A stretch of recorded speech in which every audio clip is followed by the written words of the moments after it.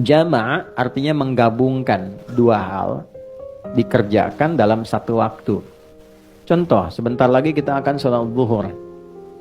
Setelah zuhur ada waktu asar, maka ada jama' menggabungkan zuhur dengan asar. Jika saya gabungkan asar ke zuhur, dikerjakan di waktu zuhur, maka diawalkan. Dalam bahasa Arab, awal itu takdim, didahulukan.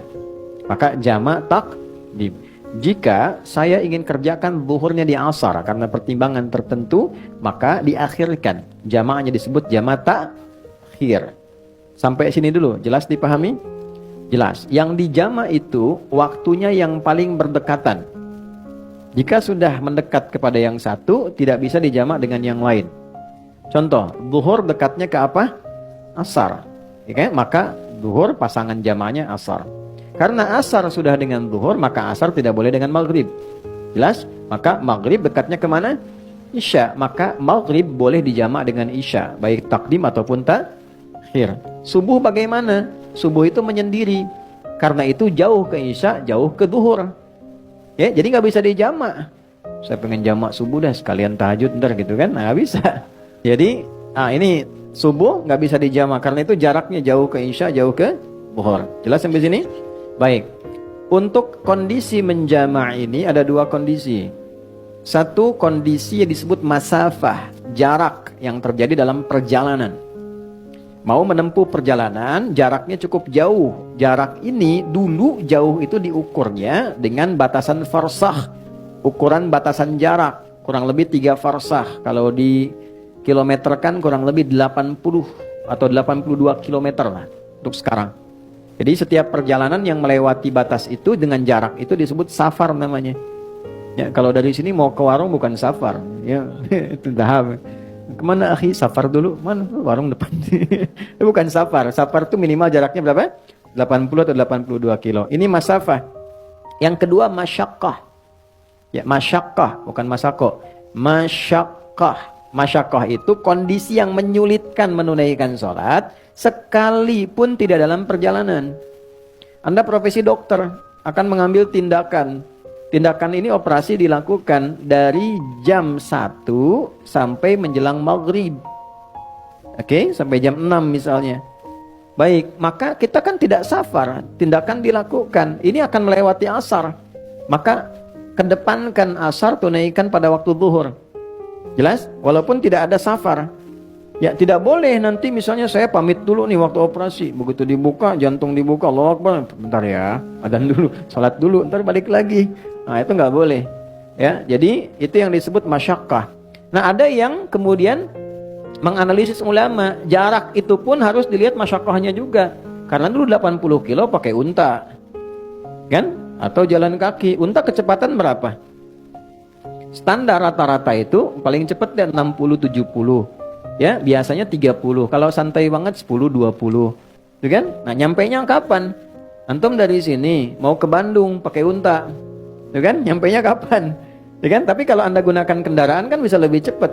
Kadang-kadang tiba lebih cepat dari sebelum waktunya. Maka ada ulama yang melihat tetap masyaqqah itu didahulukan daripada masafah. Jadi kalaupun jaraknya ada, tapi masyaqqahnya tidak mendukung, ya tetap yang didahulukan adalah kadar kesulitannya. Tapi ada ulama yang tekstual, yang penting jarak, kalau sudah terpenuhi ya sudah, hadiah dari Allah.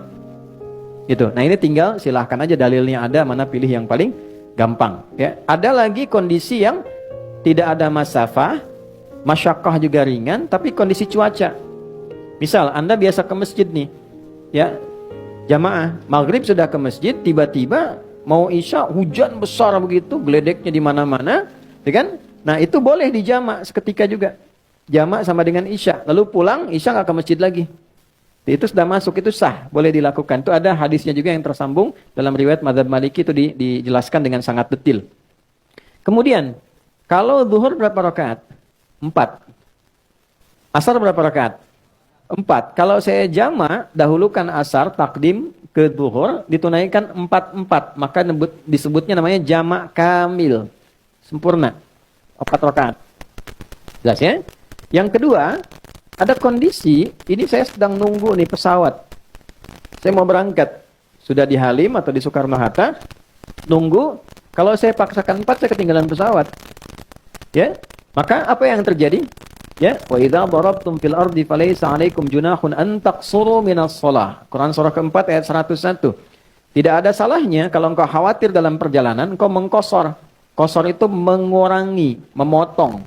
Ya, dikurangi itu jumlahnya mesti genap, harus selalu genap. Jadi yang ganjil nggak bisa dipotong, dibagi dua. Ya, zuhur jumlahnya berapa? 4. Bagi 2 berapa? 2. Hasilnya harus genap, paling minimal 2. Boleh. Ya, maghrib berapa rakaat? 3. Bisa nggak dibagi 2? Tidak bisa. Jadi nggak bisa dikosor maghrib, nggak ada 1,5. Oke? Subuh berapa? 2. Sudah batas minimal, nggak bisa dikosor lagi. Udah 2 dikurangin lagi gitu kan? Nggak bisa. Ya, dan akhirnya pun jadi ganjil 1 kan? Maka jumlahnya yang bisa dikosor cuma 3 waktu. Zuhur, asar, dan isya. Nah, kosor itu ada yang sifatnya tunggal, ada yang sifatnya jama'. Misal, saya mau kosor nih, zuhurnya karena perjalanan, tapi saya nyampe Semarangnya bahkan sebelum asar.